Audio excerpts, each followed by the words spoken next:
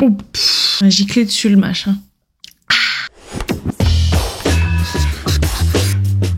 Bonjour à toutes et à tous. J'espère que vous allez très très bien aujourd'hui. Je ne suis pas très productive en termes de vidéos YouTube, mais je vais essayer de vous en faire quelques-unes quand même avant que je parte en congé maternité. J'ai eu très envie ces derniers temps aussi de me consacrer à mon podcast, donc ça je m'y suis tenue. Il y a un nouvel épisode qui est sorti d'ailleurs cette semaine, donc n'hésitez pas à aller le voir, le lien est dans la barre d'infos. Mais aujourd'hui j'avais envie de revenir pour parler un petit peu de vie intime, de rapport, etc. On va essayer de pas se faire censurer dans cette vidéo. Est-ce qu'on va y arriver? Rien n'est moins sûr. On va parler de 5 choses que je n'ai plus envie de faire au lit, mais que j'ai évidemment fait par le passé et on va pas dire que je m'en mords les doigts, mais je veux plus le refaire, quoi. C'est tout, c'est fini, stop. Vous allez très vite comprendre, même s'il y a certaines choses avec lesquelles peut-être vous ne serez pas d'accord et vous allez continuer à faire ces trucs-là. Pendant ce temps, je vais aussi me faire les ongles. Voilà, j'ai ma petite lampe et j'ai déjà des capsules en gel. Il faut que je remplisse. Je vais faire un truc très très simple, genre une couleur. Mais avant de commencer, petit instant collab. Merci à Beducated de sponsoriser cette vidéo. Je vous en parle tout de suite. Beducated, c'est une vraie plateforme d'éducation sexuelle avec plus de 100 cours en ligne créés par les meilleurs experts du domaine dans le monde entier. Sur absolument tout ce que tu peux imaginer, du plaisir solitaire jusqu'au kink et aux pratiques un petit peu alternatives. Des tutoriels en vidéo, des exercices pratiques, des fiches à télécharger. C'est comme à l'école, mais pour se faire plaisir au lit. Vraiment, j'avais jamais expérimenté ça avant, mais j'ai adoré ce contenu qui montre vraiment de vraies choses, de vraies techniques en situation réelle. On n'est pas sur le simple petit schéma innocent, on a aussi des contenus explicites, mais qui ne visent pas du tout à être excitants sur le moment, qui visent à te montrer comment ça peut se passer dans ta chambre à toi, ce que tu pourrais mettre en place avec ton chéri ou ta chérie, et comment le faire en toute sécurité, en respectant le consentement, etc.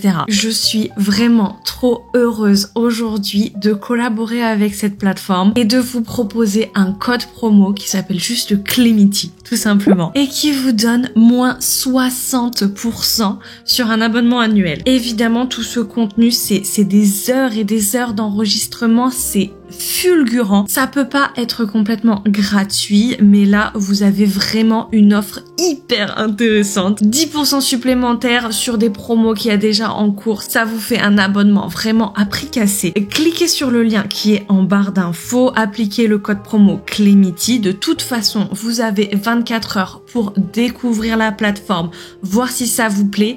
Si ça vous plaît pas, vous pouvez tout annuler et vous êtes remboursé intégralement pour toute l'année. Il n'y a pas de piège ici, c'est que du kiff. Dites-vous que même moi qui fais des recherches depuis bientôt 10 ans sur la sexualité, j'ai quand même appris des choses. J'ai adoré par exemple tout le cours sur le anal, la préparation pour faire une sodomie et tout. Et j'ai surtout découvert ce qu'était un massage du lingam. Je vous invite vous aussi à découvrir ça. Il y a beaucoup de contenus qui sont disponibles en français. Parfois, il y a des vidéos en anglais avec du contenu écrit en français. Parfois, la vidéo est carrément doublée. C'est hyper bien fait. Mais il y a quand même beaucoup de contenus qui sont dispo en anglais. Je vous invite à les découvrir aussi si vous avez un petit peu de compréhension. Vous inquiétez pas que c'est tellement pédagogique que c'est très compréhensible même si vous avez un petit niveau en anglais. J'ai vraiment trop hâte que vous découvriez cette plateforme et que vous me disiez ce que vous en pensez et ce que vous avez appris surtout. Pour vous dire, j'ai même le nouveau goal d'avoir un cours que je fais moi, une masterclass sur Beducated. J'adorerais ça. Allez, en attendant, on retourne à la vidéo. Trop bien Beducated. D'ailleurs, Beducated, un truc à mettre sur son ordi en même temps qu'on se fait les ongles, pourquoi pas. Mais bon, aujourd'hui c'est moi qui parle. Écoutez, chacun son tour. Quelle couleur je vais mettre sur mes ongles? Je ne sais même pas. J'ai envie d'un truc un peu clair, mais un petit orangé, un peu pêche, un peu nude, ou un rose flamingo bingo. Allez, je suis très d'humeur rose aujourd'hui. Je pense que ça se voit à l'excès de blush. J'ai acheté un blush alors que j'en avais plus depuis genre des années et du coup nouvelle passion parce que on s'amuse avec les nouveaux jouets quoi. Bref, c'est pas le sujet du jour. Je voulais vous parler du coup des 5 choses que je n'ai plus envie de faire au lit. Et en numéro 1, j'ai mis ce qui me semble le plus important à rappeler et à mentionner de nouveau, je pense qu'on peut encore ouvrir le débat, même s'il n'y a pas vraiment débat, c'est évidemment me pousser dans mes retranchements, me forcer. C'est non, je ne veux plus faire ça. Je crois que je l'ai toujours dit sur ma chaîne. Si vous remontez un petit peu dans les vidéos plus anciennes, vous verrez même une vidéo MeToo. Je pense que c'est très très dur de trouver une femme dans cette société qui n'a pas subi de violence. Et encore plus si on parle de se forcer soi-même. Moi, c'est quelque chose sur lequel j'insiste parce que je pense que c'est un fléau, limite encore pire et encore plus insidieux parce que ça flirte avec le consentement et le non-consentement. C'est une zone grise, y compris pour la personne qui en est victime. Et je sais jamais comment définir ça, comment appeler ça, le fait de se forcer soi-même, de se pousser au-delà de nos propres limites, parce que des fois, on ne sait même pas quelles sont nos propres limites, on ne sait pas dire non, on ne sait pas quand dire non, et est-ce que on a vraiment envie de dire non? Enfin, il y a pas mal de choses qui sont pas claires en nous, surtout vis-à-vis du coup de nos relations intimes, mais je pense que ça peut s'appliquer à énormément d'autres choses dans la vie quotidienne. Et du coup, je me suis retrouvée à me pousser à faire des choses pour prouver quelque chose, pour correspondre à une certaine image de moi que j'avais renvoyée, que j'avais désiré arborer à un certain moment et qu'après je me sentais peut-être plus d'assumer, mais que je devais quand même performer parce qu'il y avait un truc d'engagement, quoi. J'avais le pied dans la porte, ça y est, il fallait que je continue dans mon rôle avec le même visage alors que c'était pas le mien. On joue des rôles quotidiennement, mais dans le cadre de la séduction, je pense que c'est encore plus flagrant. Je fais pas du tout mes ongles là, il faudrait peut-être que je m'y mette. Il y a aussi toutes ces fois où j'ai l'impression de m'être forcée à quelque chose dans la sexualité parce que je voulais le résultat en fait. Je voulais pas l'acte en lui-même qui me faisait pas forcément envie, qui correspondait pas à mon désir, quoi. Mais je voulais la tendresse qui allait découler, je voulais l'amour qui allait en découler, les bienfaits sur la relation, des choses comme ça. C'est le fameux truc de je fais du sexe juste pour sauver mon couple. J'en avais parlé aussi dans les podcasts, mais je vais faire un truc parce que j'ai l'impression qu'on n'a pas partagé d'intimité depuis longtemps, ou en tout cas pas de façon sexuelle. Et du coup, je me suis dit clairement, il faut que je passe à la casserole, littéralement comme les femmes de 1, 2, 3 générations derrière moi, qui se pliaient à une forme de devoir conjugal, quoi. Mais vraiment l'horreur, hein, parce que ça, c'est des choses qui me paraissent vraiment déconnectée de moi, de ma génération et tout, mais finalement en fait c'est des choses que j'ai fait à mon insu, que j'ai quand même un peu perpétué. Et alors ça en vieillissant, en grandissant, j'ai envie de dire c'est mort, j'ai plus du tout envie de le faire au lit. J'ai envie de le bannir et même de m'auto-discipliner, de me surveiller moi-même pour vraiment faire attention à ne plus avoir ce genre de pensée intrusive, ce genre de réflexe. Vu que ça fait quelques jours qu'on n'a rien fait, peut-être que pour satisfaire mon copain, il faudrait que je fasse ceci, cela. Non, en fait, maintenant, c'est mort, quoi. J'écoute mon désir à moi. J'écoute aussi le désir de l'autre, mais on en parle, on communique, on s'arrange, on trouve un terrain d'entente, et c'est pas du tout au détriment de mon désir, au détriment de ce à quoi je peux consentir, quoi. Et là, je prononce le terme de consentement, hein, mais je ne parle vraiment pas de violence du genre un partenaire qui fout la pression et tout. Là, je parle vraiment des pressions qu'on se fout à nous-mêmes. Et on a beau parler beaucoup des violences sexistes et sexuelles, je parle aussi ici d'autres choses qui sont vraiment des violences qu'on s'auto-inflige et qui existent aussi et qui découlent en fait du même phénomène, du même système où on a été éduqué en fait à se forcer, on a été éduqué à faire plaisir, à vivre pour le bien-être d'autrui, à se soucier de l'autre et tout. On a été socialisé comme ça.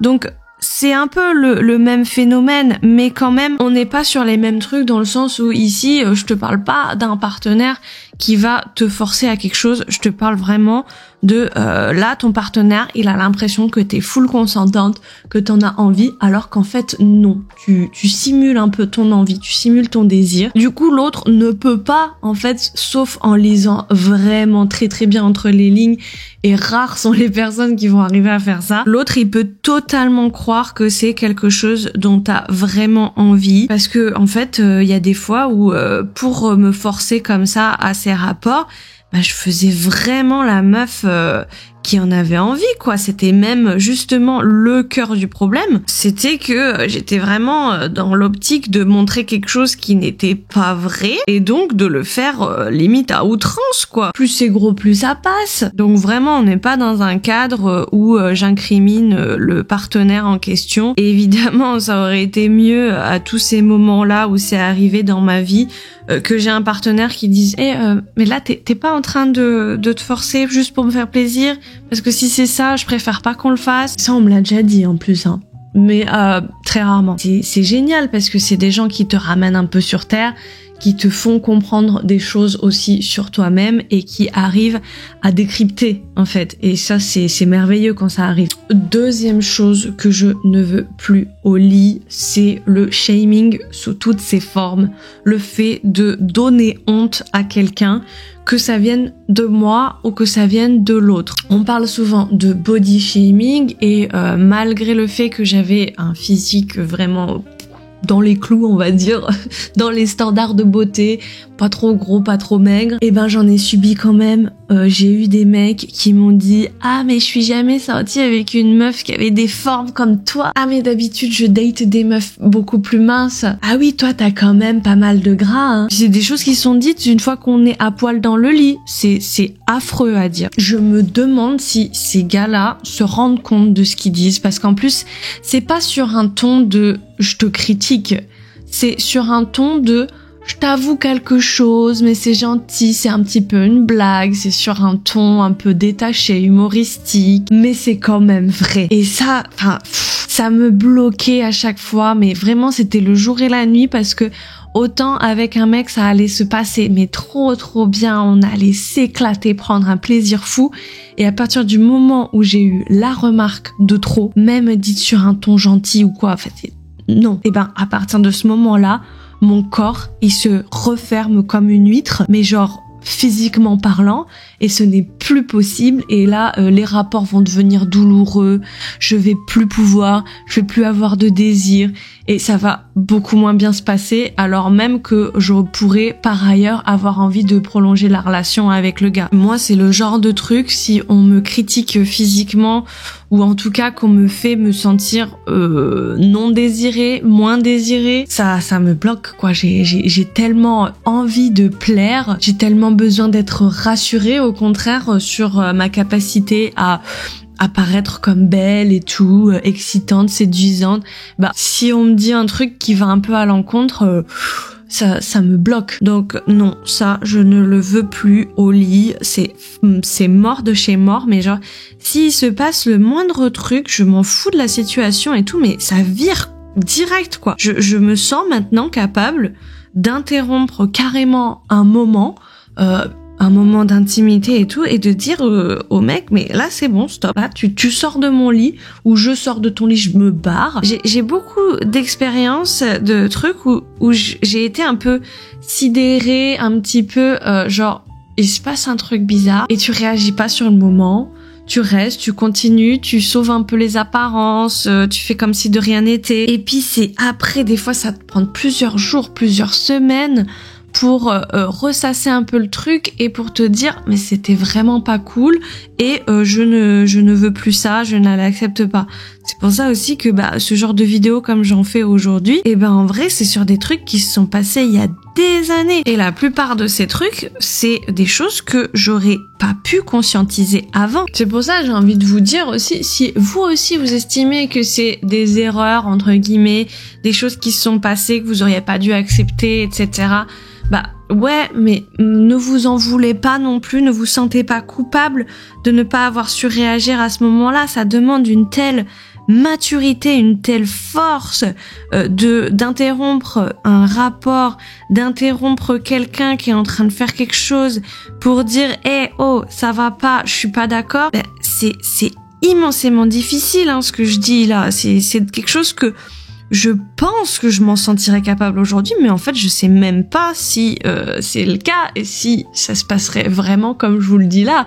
Je me motive un petit peu à me dire mais maintenant il faut plus accepter ça et je veux réagir, j'aimerais être cette meuf qui est capable de se lever et de partir. Mais en vrai, c'est d'une difficulté. J'imagine d'ailleurs pour un mec aussi, quand il y a quelque chose qui passe pas, c'est peut-être tout aussi difficile, mais là je me place vraiment dans mon point de vue à moi. Le shaming, quand je dis que je ne veux plus ça au lit, c'est aussi tout ce qui est shaming autour des fluides, autour de tout ce qui vient du corps, les sécrétions diverses et variées qu'il peut y avoir dans un rapport intime. J'ai l'impression que ma sexualité a été bridée, mais pendant tellement d'années, à cause de ça, à cause du fait de me sentir sale, de sentir que telle ou telle sécrétion de mon corps allait être sale si ça arrivait pendant un contexte de câlin, typiquement squirter, ou encore faire du sexe anal et avoir peur qu'il y ait un accident de caca. Bah en fait, ça t'empêche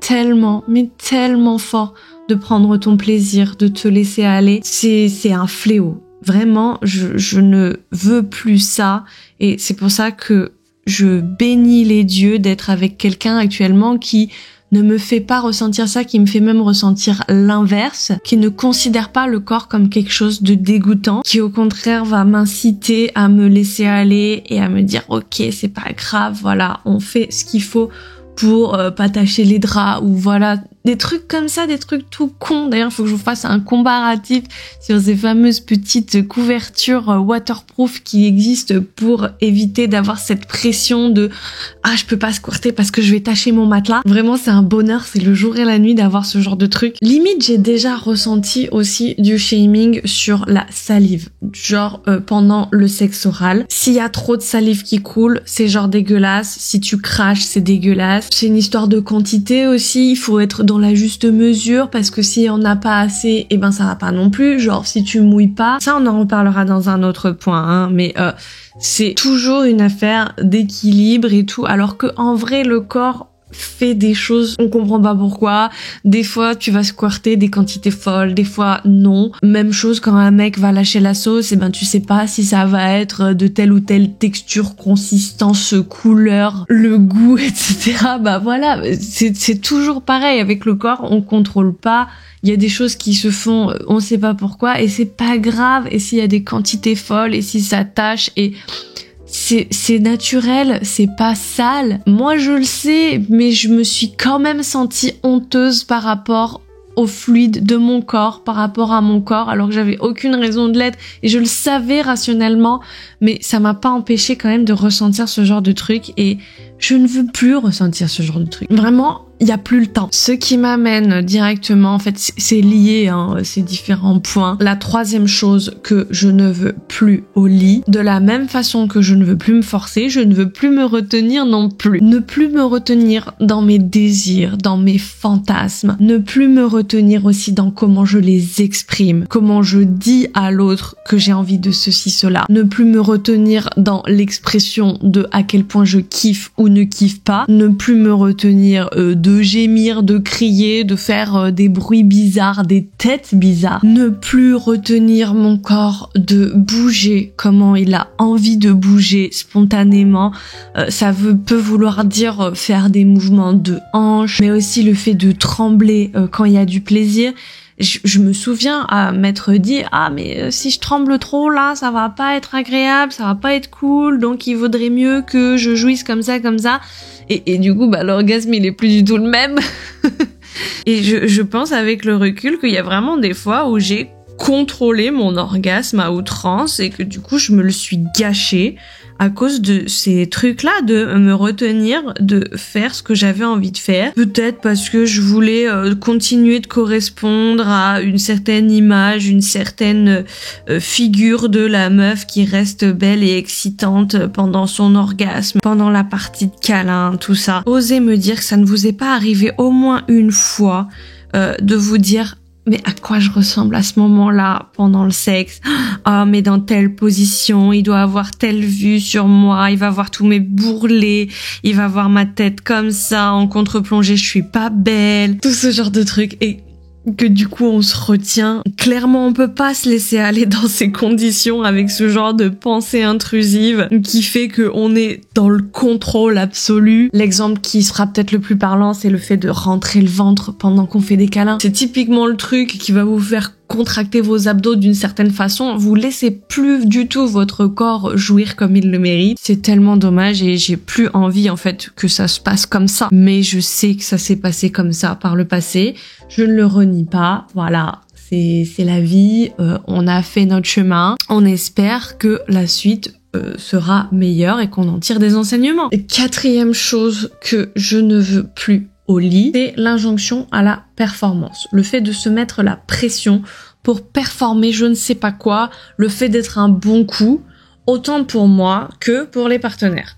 Venant de moi comme venant des partenaires. Il y a eu pas mal de fois où j'ai essayé de performer quelque chose, encore une fois parce que je voulais être bonne, je voulais être cette meuf dont on se souvient, je voulais être la meuf qui allait être un bon coup au lit, mais du coup je devais faire des câlins comme si on était filmé et qu'il fallait que ce soit beau. Après coup je me dis c'est vraiment débile quoi. Voilà, résultat sur la première main, un petit rose très classique, un petit rose de flamant rose. Bon, maintenant on va passer à la fameuse main droite qui va du coup être fait par la main gauche qui est beaucoup moins habile. Avec ce point-là, je voulais particulièrement insister sur tous ces trucs du genre il faut absolument avoir une érection hyper vénère et il faut absolument mouiller, il faut absolument que le corps manifeste son désir. Ça, c'est des injonctions à la performance qui m'ont traversé l'esprit, que j'ai ressenti sur moi. D'ailleurs, à ce propos, j'ai trouvé les cours de Beducated vraiment libérateurs de ce côté-là. Le discours est hyper déconstruit, on n'est pas du tout dans une injonction à la performance, on est vraiment sur quelque chose qui vise à vous faire explorer votre sexualité, à vous permettre de découvrir de nouvelles choses, mais dans le plaisir, dans le consentement et dans quelque chose de l'ordre de l'échange entre plusieurs personnes. C'est vraiment très très bon esprit et c'est pour ça que je vous invite vraiment à cliquer sur le lien en description, à découvrir la plateforme Beducated, à utiliser le code promo Clemity qui vous offre moins 60% en tout sur un abonnement annuel. C'est absolument dingue. De toute façon, vous avez 24 heures pour tester, donc n'hésitez pas. Vous pouvez ensuite avoir un remboursement si c'est quelque chose qui ne vous convient pas. Tout est en barre d'infos de toute façon, on continue le blabla et les ongles. Là, je peux même vous avouer des trucs de mon passé. C'est évidemment plus des choses qui me traversent l'esprit aujourd'hui, mais je me suis déjà dit, pour pouvoir être suffisamment mouillée lorsqu'on va commencer un rapport, il faudrait que je trouve un moyen de m'éclipser pour aller me masturber et faire en sorte de mouiller avant. Et puis du coup, c'était pas du tout une question d'envie ou de quoi que ce soit de ce genre-là, hein. Ça aurait été vraiment purement mécanique d'aller me toucher juste pour stimuler du coup les glandes qui produisent la cyprine, etc. Juste pour pouvoir mouiller et m'assurer d'être suffisamment humide le moment venu pour passer à un rapport avec quelqu'un. Alors il y a peut-être des meufs parmi vous qui me diront ouais c'est une bonne idée et tout, peut-être que du coup ça va être plus agréable, tu fais un peu tes préliminaires. Même si j'aime pas ce terme, là c'est vraiment un petit peu ça, c'est genre quelque chose qui prépare. Il y a peut-être une forme de bonne idée dans le sens où, pareil, niveau vasodilatation et tout, bah ton corps est un petit peu plus apte à recevoir un rapport, à recevoir du plaisir et tout. Peut-être que ça peut être quelque chose d'intéressant pour certains et certaines d'entre vous, mais alors moi, plus jamais je ne veux passer par là à me dire pour pouvoir performer suffisamment dans mon corps, il faut que je fasse une forme de préparation avant. Du coup, pareil pour le sexe anal qui nécessite une forme de préparation et tout. Je me suis déjà dit aussi, ce serait bien que je le fasse moi-même avant, comme ça j'arrive, je suis prête et du coup je peux performer encore plus dans le sens où il va pouvoir me pénétrer encore plus vite. Du coup on va aller droit au but, ça va être trop bien pour lui et tout. Il faut que je performe ce truc-là et que je sois capable de recevoir cet acte-là. Mais quel cauchemar quoi, enfin en venir à penser comme ça. Écoute chère Clémence du passé, je ne t'en veux pas, mais vraiment ça va trop loin. Tu n'as pas besoin de ça pour plaire, tu vas être excitante et tu vas enrichir encore plus tes rapports si tu fais ce genre de préparation avec quelqu'un de bienveillant. C'est limite en plus de se tirer une balle dans le pied, hein, tous ces trucs de performance là, parce que en fait au moment où tu lâches prise vraiment, au moment où t'es dans ton plaisir et que t'écoutes et que t'es dans l'échange, que tu penses au rapport, au corps, à la peau que tu touches, aux caresses, etc. Et plus à ce truc de performance, de à quoi je ressemble au moment présent là, qu'est-ce que je peux faire pour être meilleure dans mon rôle, dans ce que je suis en train de donner. Et à ce moment-là où t'es finalement plus naturel, plus spontané, c'est là où tu vas en fait devenir encore plus excitante, où ça va encore mieux se passer et où il y aura une forme de connexion qui fera sûrement tout oublier au mec, tes mimiques dégueulasses, les fluides qui ont pu être échangés et tout, le fait que tu mouilles ou pas, que ça bande ou que ça bande pas, ça devient tellement secondaire ce genre de choses quand il y a une vraie connexion et que il y a un vrai plaisir partagé. Et c'est le genre de choses où même si on l'a en tête de façon rationnelle, là vous m'entendez le dire aujourd'hui, peut-être que vous l'êtes déjà dit et que pour vous c'est évident que l'injonction à la performance c'est quelque chose de délétère, et au-delà de le savoir, il faut vraiment l'apprendre dans sa chair et ça c'est hyper compliqué. Genre il faut vraiment habituer votre cerveau reptilien et pas seulement votre rationalité à comprendre ce truc-là. C'est pour ça que moi aujourd'hui, le fait de l'avoir écrit sur un papier, mais je vous jure que c'est limite thérapeutique et c'est quelque chose qui est finalement hyper important et qui, je le sens, va me faire du bien, même encore à l'heure actuelle. Bon, c'est vachement plus moche quand même, hein, ce que j'ai fait là, mes ongles. Les contours, ils sont pas... Et enfin, dernière chose que j'ai notée, 5e point de ce que je ne veux plus au lit, c'est ignorer les douleurs. Et alors ça, je vous ai déjà fait des vidéos entières sur différentes formes de dyspareunie, le fait que c'était pas normal d'avoir mal dans son intimité, c'est encore quelque chose contre lequel je me bats parce que il y a plein de fois où j'ai pas envie d'arrêter à cause des douleurs. Et il y a plein de fois où j'ai continué, j'ai persisté dans un truc qui me faisait mal alors que j'avais mal et que j'en étais consciente, mais pour différentes raisons. Des fois je me dis j'ai mal mais en même temps ça me fait plaisir, donc pour le plaisir j'ai envie de continuer quand même. Il y a des fois où je suis vraiment juste dans le déni, genre j'ai mal mais j'ai pas envie d'avoir mal donc je continue quand même. Il y a des fois c'est pour faire plaisir à l'autre où je me dis bon ok j'ai un petit peu mal mais là il va jouir dans pas longtemps donc on va continuer, on va le laisser finir. Aïe aïe aïe aïe aïe aïe aïe. Il y a des fois où on se dit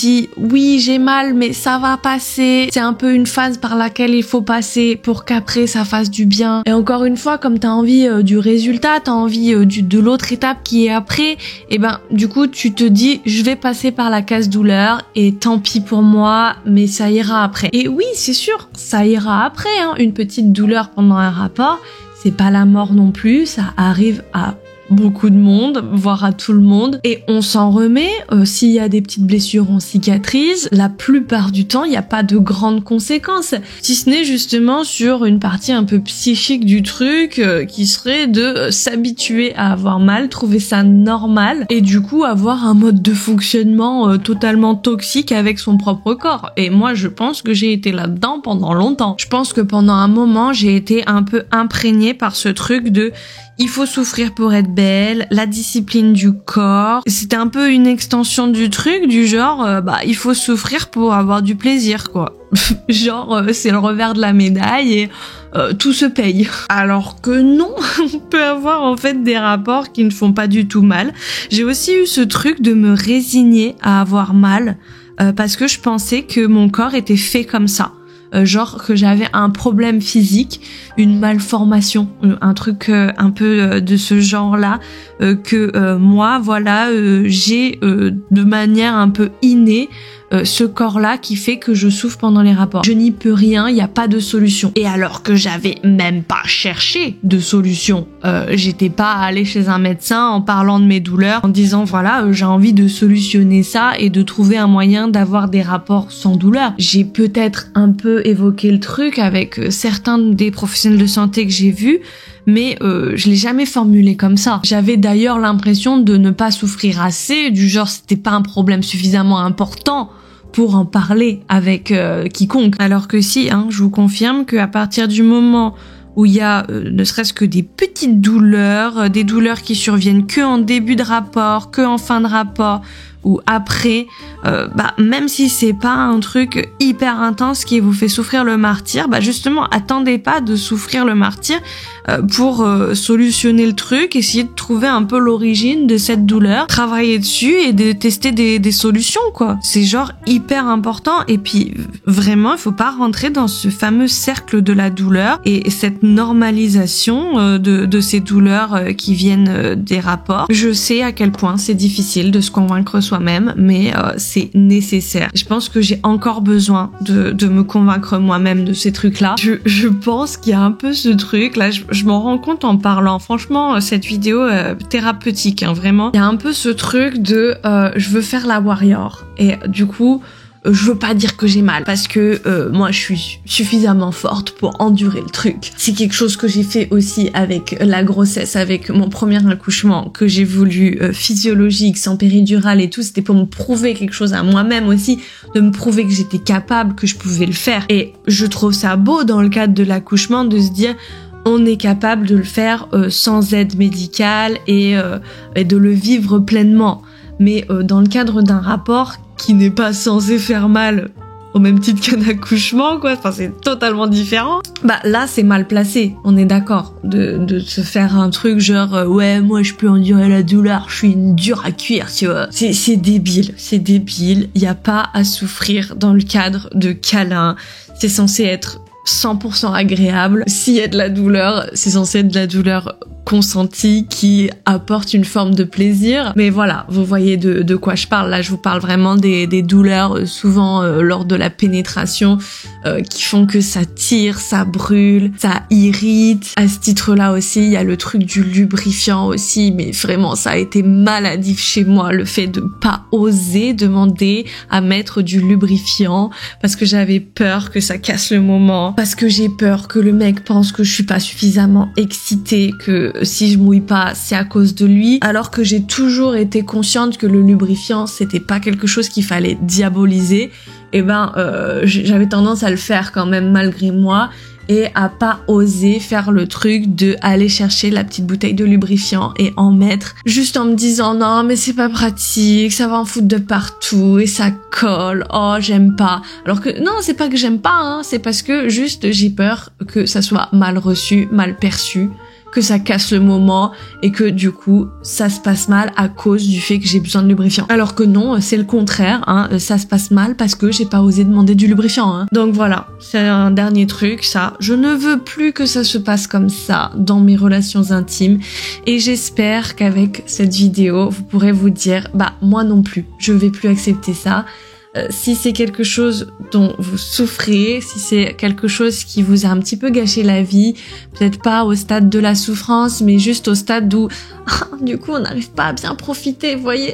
J'espère que cette vidéo, elle vous aidera à prendre un peu conscience du truc. Et sinon, on en parle en commentaire. D'ailleurs, j'ai vraiment envie d'avoir vos avis sur ces différents points. Je pense que ça peut être vraiment hyper intéressant. Ça fait déjà 1 heure que je vous parle et que je suis hyper lente du coup pour faire mes ongles. Il me reste encore encore la petite couche de top coat à mettre. Mais globalement, voilà, on a fini. Je vous remercie infiniment d'avoir écouté cette vidéo, d'être resté avec moi pour ce petit moment. N'oubliez pas de me suivre sur mes autres plateformes. Tous les liens sont en barre d'infos, d'aller écouter mon podcast. Et surtout, je vous laisse découvrir la plateforme Beducated que j'ai trouvé vraiment pépite. Je vous en reparlerai sur Instagram. Je vous fais des gros bisous et comme d'habitude, faites-vous plaisir.